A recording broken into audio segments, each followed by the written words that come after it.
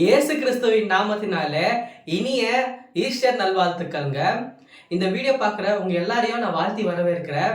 இன்னைக்கான தலைப்பு நீங்க பார்த்துருப்பீங்க என்னன்ட்டுனாக்கா, ஈஸ்டர் உயிர் தெழுந்த நாள்னா என்னன்ட்டு நீங்க பார்த்தீங்கன்னாக்கா, முதலாவது நம்ம இஸ்ரவேலர்கள் அதாவது யூதர்களுடைய பாரம்பரியப்படி அவங்களுடைய சடங்குகள்ல என்னென்ன பண்ணுவாங்கன்னு நம்ம பார்க்கலாம். நீங்க பழைய ஏற்பாட்டில் பார்த்தீங்கன்னாக்கா அவங்க எப்படியெல்லாம் அடக்க ஆராதனை செய்வாங்கன்னு நீங்க கேட்டீங்கன்னாக்கா, முதலாவது ரொம்பவே அண்டர் கிரவுண்ட் அதாவது பூமிக்கு அடியில கல்லறைகளை தோண்டுவாங்க. பூமிக்கு அடியில கல்லறைகளை தோண்டிட்டு நீங்க பாத்தீங்கன்னா ஒரு குகை மாதிரி இருக்கும். அங்கதான் அவங்க முதலாவது அடக்காலாம் செய்வாங்க. அதுக்கு அடுத்தபடியா நீங்க பாத்தீங்கன்னாக்கா ஒரு குகை. இப்போ இயேசு கிறிஸ்துடைய கல்லறை நீங்க பார்த்துருப்பீங்க. எப்படி இருக்கும் நீங்க கேட்டீங்கன்னாக்கா, ஒரு பெரிய கல்லு, அந்த கல்லு மறைக்கப்பட்டு உள்ள இயேசு கிறிஸ்துடைய உடல் இருக்கிற மாதிரி நீங்க பார்த்துருப்பீங்க வீடியோலயோ இல்ல இமேஜஸ்லயோ. அதே மாதிரி தான் அவங்க அடக்காராதனை செய்வாங்க. அடக்காராதனை செய்யறதுக்கு முன்னாடி என்ன பண்ணுவாங்கனாக்கா, உடலை நல்லாவே கழுவிட்டு அதுக்கு அவங்க ஒரு மூலிகை மாதிரி ஏதோ வச்சுன்னு இருப்பாங்க. அந்த மூலிகையை ஃபுல்லு தலையிலேருந்து கால் வரைக்கும் ஃபுல்லாகவே அதை இது பண்ணிட்டு இருக்கு. அப்புறம் என்ன பண்ணுவானாக்கா, அந்த மெல்லிய துணி இருக்கு பார்த்தீங்களா, அந்த மெல்லிய துணியிலேருந்து முதலாவது கால்லேருந்து தலை வரைக்கும் ஒரு வாட்டி இது பண்ணுவாங்க.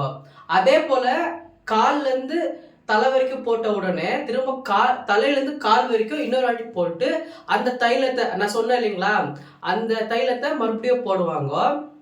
போட்டுட்டு என்ன பண்ணுவாங்கனாக்கா அடக்க ஆராதனை செய்வாங்க. யூதர்களுடைய வழிமுறைப்படி என்ன நீங்க பாத்தீங்கன்னாக்கா, அவங்க 3 நாள் அந்த ஜீசஸை சிலுவையில அறைந்தாங்க இல்லைங்களா, அறைந்த உடனே 3 நாள் அந்த ஆவி எங்கேயுமே போவாது. அவங்களுடைய பாரம்பரியப்படி அவங்களுடைய ஒரு எண்ணப்படி இல்ல எங்கேயுமே இருக்காது, அந்த கல்லறையில தான் அந்த ஆவி இருக்கும் அப்படின்ட்டு அவங்களுடைய ஒரு இது 3 நாள். ஓகேங்களா.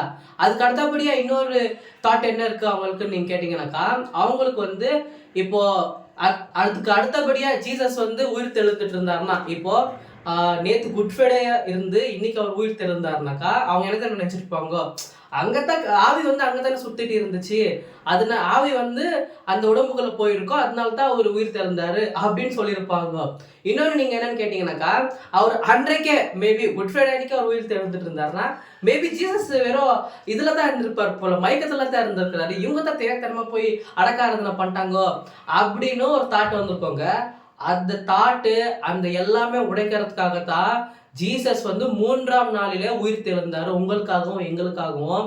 நம்ம என்ன நினைக்கிறோம்னாக்கா, இல்ல சில பேர் இப்ப கூட நம்புறாங்க, இல்ல ஜீசஸ் உயிர் தெரியல, ஜீசஸ் உயிர் தெரியல அப்படின்ட்டு நீங்க நிறைய பேர் சொல்றீங்க இல்லைங்களா. அந்த காலத்துல இப்ப எப்படி நிறைய பேர் இருக்கிறாங்களோ ஜீசஸ்க்கு எதிரா இல்ல கிறிஸ்தவர்களுக்கு எதிரா, அந்த காலத்தையோ ரோமன்ஸ் கவர்மெண்ட் இருந்துச்சு. ரோமன்ஸ் கவர்மெண்ட் எப்படின்னாக்கா, இப்ப இருக்கிற காலகட்டத்தை விட அவங்க 10 மடங்கு ரொம்பவே சக்தி வாய்ந்த ஒரு இது. அவங்களுக்கு முன்னாடி அவங்க எப்படி இருந்தாங்கன்னு உங்களுக்கு தெரியும். அப்படி இருக்கும்போது அவங்களை யாராலே ஏமாற்ற முடியாதுங்க. அதே மாதிரி தான் ஜீசஸ் உயிர் தெழுந்த உடனேவே என்ன ஆகுது நீங்க பாத்தீங்கன்னாக்கா, மத்தேயு 28ஆம் அதிகாரத்துல, அப்பொழுது பூமி மிகவும் அதிர்ந்தபடி கர்த்தருடைய தூதன் வானத்திலிருந்து இறங்கி வாசலில் இருந்த கல்லை புரட்டி தள்ளி அதன் மேல் உட்கார்ந்தான். நீங்க பாத்தீங்கன்னாக்கா, ஒரு தூதன் அந்த இடத்துல அந்த கல்லை தள்ளி விட்டுறாரு.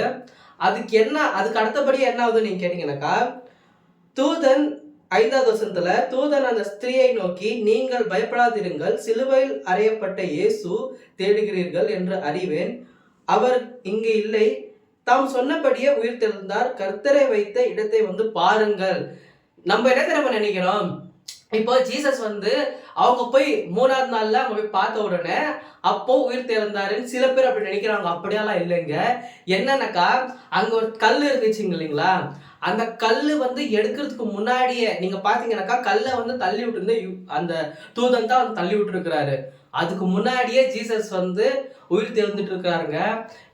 இங்க ஜனங்கள் பார்க்கும் பொழுது அங்க அந்த கல்லு தடையா இருக்கக்கூடாதுன்னு தான் இப்போ அந்த தூதர் அந்த கல்லை அகற்றி போட்டுறாரு. உங்க வாழ்க்கையிலயும் சரி, இப்போ ஏதோ ஒரு தடை இருக்கலாம் உங்க வாழ்க்கையிலயும் சரி, உங்க ஊழியத்திலே சரி, நீங்க எது செஞ்சாலும் ஒரு பிசினஸ்லயும் சரி, கண்டிப்பா ஒரு தடை இருந்தே இருக்குங்க. எதுக்குனாக்கா, இப்போ நீங்க இயேசுகிட்ட வராதபடிக்கு, கர்த்தர்கிட்ட வராதபடிக்கு ஒரு தடை இருந்தே இருக்கும். இயேசுவின் நாமத்தினால அந்த தடைய நான் இப்பவே நீக்குறேங்க.